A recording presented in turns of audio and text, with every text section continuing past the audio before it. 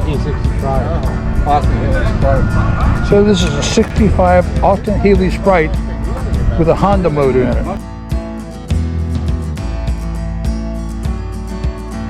But it's a very cool car. Is this your car? Yeah. So we're filming a YouTube video? Can I ask some questions? Sure. Where are you from? New Smyrna Beach. From Daytona Beach? New Smyrna. Pretty close. Yeah. You build this yourself? Yes. How long did it take you? I probably spent total maybe a year on it.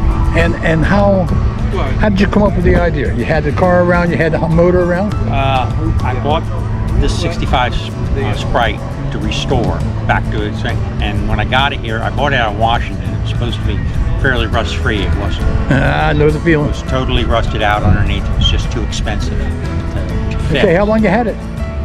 I've been driving it for almost 2 years. Okay. Excellent, nice car. Move on down the road and get another one. Yeah, I know, it's a habit, isn't it? Yep. All right, you go to have a good day. Thank you. Thank you.